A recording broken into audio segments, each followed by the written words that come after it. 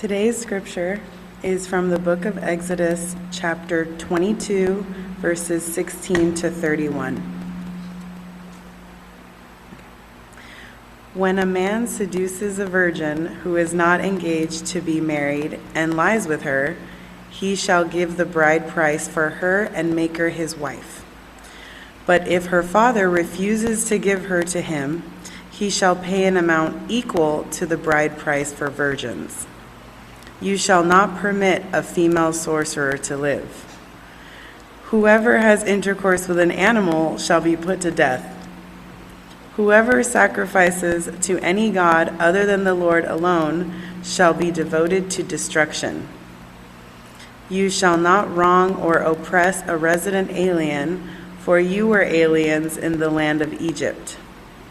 You shall not abuse any widow or orphan. If you do abuse them when they cry out to me, I will surely heed their cry. My wrath will burn, and I will kill you with the sword. And your wives shall become widows, and your children orphans. If you lend money to my people, to the poor among you, you shall not deal with them as a creditor. You shall not exact interest from them. If you take your neighbor's cloak as guarantee, you shall restore it before the sun goes down.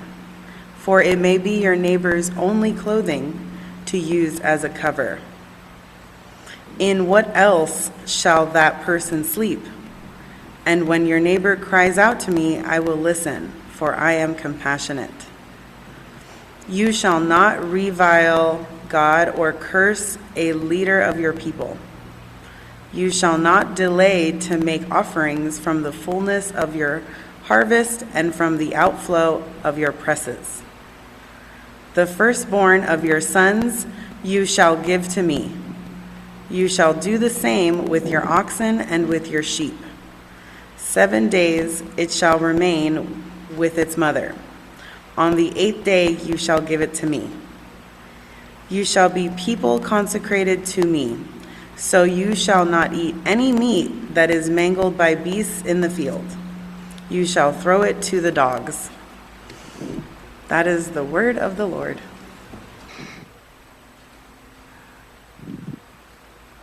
My dad had a really interesting sense of humor. He was witty, sometimes cutting, and other times, well, here's an example. After he retired, I was long out of the house. He had more time on his hands. So he got to know more of the neighbors, including some little kids that lived across the street. Dad had a little fire pit in the backyard in eastern Kentucky where you can have, real fire. And he would make little campfires. He loved to sit out and roast a hot dog or whatever as a snack. And when the little children came around, he'd pull out marshmallows. Eventually it got to where the kid next door, Andrew, would come over and knock on the door. And when my mom would answer, he would say, "Can Mr. Yates come out for a marshmallow roast?" It was adorable, but he would never make eye contact with my mom. He would also never speak to her unless he was asking for Mr. Yates to come out and play. If she was out in the yard, he wouldn't look, him nor his sister. Years later, we found out that my dad told all the children in the neighborhood my mom was a witch. And that the only way he got to come out is if they came and got him. I wonder if any of you ever had a witch living next door. Okay, maybe not a witch. How about an alien? Our scripture lifted up those two today. Sorceresses, aliens. Have you ever had a neighbor so strange you questioned whether they were human? Sometimes I think this about small children. We tell people they're all beautiful, but we know some of them are cute, and some of them you think, whoa, what's that kid going to look like? I had a cousin who wasn't sure I was human when I was born. His rationale? I had no teeth. He had never met a human being with no teeth, so he called me it. I was it from the time I was a baby until I had enough teeth produced for him to be sure I was one of us. I wonder if any of you has ever felt like an it, been treated like you were other. Our scripture today comes in the midst of the law of Moses received from God, and while the first 10 are the most famous, we constantly remind ourselves there's 603 others that we treat with varying degrees of seriousness, right? Last week we heard about rules that don't sound like they're from God. We learned about rules that are often left out of context and the ethics of how we sort that.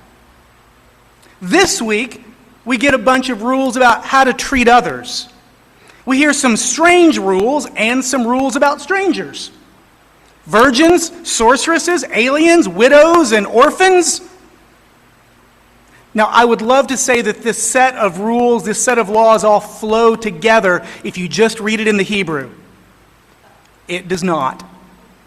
I'd love to say this chapter focuses on a single larger issue, but alas, the writer of Exodus did not select collate when they put together the list of rules. They did not sort the data in their spreadsheets so that we got everything in a consistent format.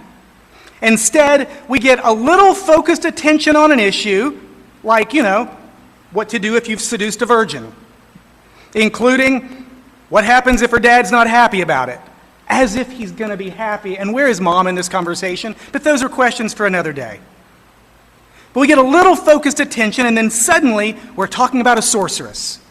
And then we're back to sex, but this time that we shouldn't have it with animals, like they needed to say that. And then a threat that's not really a threat. A threat that's not really a threat about sacrifices to other gods. Scripture doesn't say God will destroy them. It says they will be devoted to destruction. Put a pin in that. We'll come back around. Now, it is possible that sorceresses, sex with animals, and sacrifice is all part of one train of thought. It is possible. I have severe ADHD, and I can make a connection between anything. Sadly, I do and get distracted. But it is possible that all these were part of belief systems of neighboring cultures. It's possible. Not all from one, but pieces of things the people might have heard, might have seen, and the law is just saying, we are not those things. It's helping the Israelites set themselves apart in ways that are healthier, more positive. But it doesn't say that, and we don't know that. We just get a lot of random blasts. They come at us like social media tweets, right? Sometimes with no context. Followed by this additional longer text about fairness with some random chasers. Don't oppress the resident alien. Refugees, immigrants, migrants. All the people our country is actively oppressing while claiming to be a Christian nation. Don't oppress widows and orphans, those who rely on Social Security, those whose families have been pulled apart, those who are struck with grief and hardship. The people we keep underfunding and taking away resources from. Don't oppress those who borrow from you, those who owe you money, those who don't have the basics, those who've been taken advantage of financially. Compassion over the heartless capitalism we seem to be encouraging and rewarding. Those all seem to fit together nicely, and then we get this random extra tweet about not cursing God or cursing the leaders of God's people, which seems really convenient for Moses, right? Then we get some thoughts on first children being dedicated to God and firstborn animals, including how long the animals get to stay with mom before they're taken away. And finally, don't eat roadkill. Just throw it to the dogs.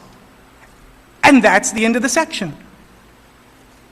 It is no wonder we have a hard time applying these rules. Some are obvious.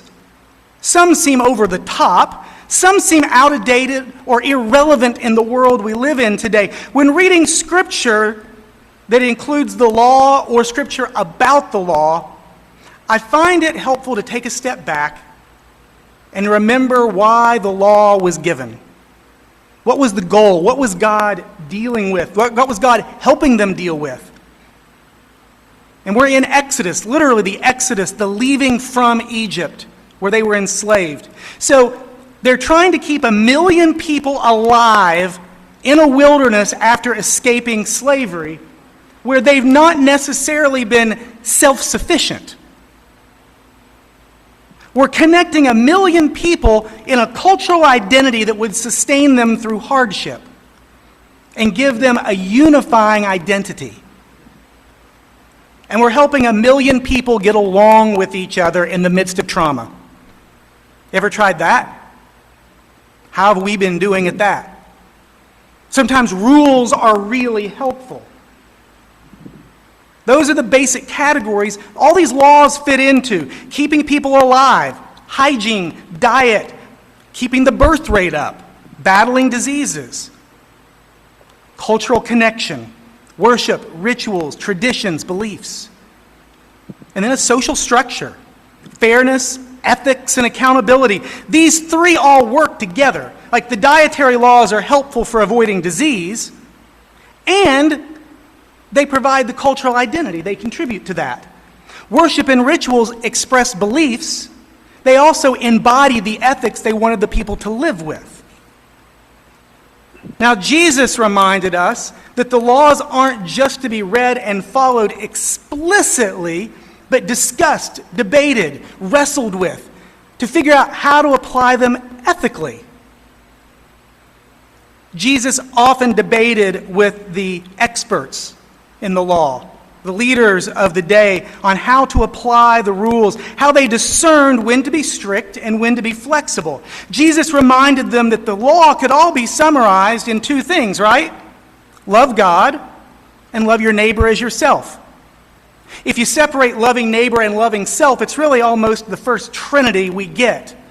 Love God, care for yourself, care for your neighbor, and do it all in equal measure. Jesus often reminded people that the application of the law should be evaluated. Are we using the law to love God? Are we using the law to love others? Or are we using the law to promote ourselves? Are we abusing the law to oppress our neighbor? Are we using the law to excuse our own lack of compassion? Or are we letting the law hold us accountable in our ethics? Jesus didn't talk about judgment in the context of following rules. Jesus talked about judgment in terms of how we treat our neighbor, feeding, clothing, comforting, visiting, welcoming the least of these. We can hear those same values if we go back and read the law in our text today. The treatment of immigrants is a biblical issue. It is the law, it is a commandment from Jesus, and it is spoken about much more often, consistently, regularly, and explicitly than many of the things we hear promoted as Christian values today. The treatment of widows and orphans, the treatment of neighbors who have less, the treatment of neighbors who do not have enough. There are laws about this. That's what we're reading today, and these are commandments from Jesus. But we seem much more worried about shaming each other over laws about sexual ethics, presentation, than we do about the failure to care for basic human rights. People can justify all they want. They can dismiss the scripture all they want. They can ignore Jesus all they want. But these are core issues to our faith. They are core issues in the teachings of Jesus and all the way back to the law of Moses. Ignoring them, dismissing them, replacing them with other priorities, and then calling it Christian? This is akin to using the Lord's name in vain, which was this portion of the law we started out with 3 weeks ago with Serena preaching, right? Replacing the law and the commandments with other priorities and calling it Christian is following other gods. This is sacrificing ourself, our time, our energy, our neighbor to other gods. Gods of greed, gods of fear and hate, gods of empire and patriarchy, gods of nationalism, gods of arrogance and selfishness. And remember, we put a pin in this earlier, those who sacrifice to other gods are devoted to destruction. To put it another way that some of us might have grown up hearing, when you go down the dark path, forever will it dominate your destiny. Thank you, Master Yoda. The scripture doesn't say that God's going to punish them for it. It says they will become devoted to destruction. God's the center that brings us back to our ethic. God is the center that reminds us of the humanity of our neighbor, created in the very image of God, that reminds us to care for ourselves and not sacrifice to a point of self-destruction, because we are also made in the image of God. And that when we love others and we love ourselves, we are loving God. When we sacrifice our neighbor's dignity for our politics, we become devoted to destruction. When we diminish our neighbor's humanity out of fear, we become devoted to destruction. When we condemn our neighbor using rules intended to unite, we become devoted to destruction. We become self-destructive to ourselves and our community. When we dismiss compassion as weakness, when we elevate wealth as a value, when we equate prosperity with faithfulness, when we act like personal salvation absolves us from personal ethics, we are devoted to destruction. When we abuse the law in order to abuse our neighbor, we are devoted to destruction. So, church, let's look around. Who are the aliens among us? Who are those treated as other? Who are the neighbors too strange to associate with? Who are the victims of modern witch hunts? Many of you are in this room because you looked in the mirror and the answer to these questions was you. So many of us are in this space today because we listened to the church and the answer was us. We were told we were the problem. We were the other. We were a neighbor that couldn't be accepted. Too many of us had family that said we were the witch. And it wasn't a joke. That who we loved was a violation of some law that does not stand up to the scrutiny of love or compassion. Church, it is our job to keep the law. To keep these people, to keep all of God's people alive. That's the purpose of the law, to keep people alive, to value the sanctity of life. Not to proclaim we're pro-life in one place, but do nothing to celebrate the sanctity of life and support the life of God's people everywhere else. It is our job to keep the law, to keep people connected to each other and to God so that no one walks alone. So that the chronic loneliness that rolls over our world like an epidemic would have a people standing up to it to face it. We don't need the CDC to research it. It's called community. It's relationship. There are solutions to these problems, and we are the answer. It is our job to keep the law, to live in communities defined by love and grace. Defined by love and grace. Not that those are convenient byproducts of a stable, homogeneous community. No, no, no.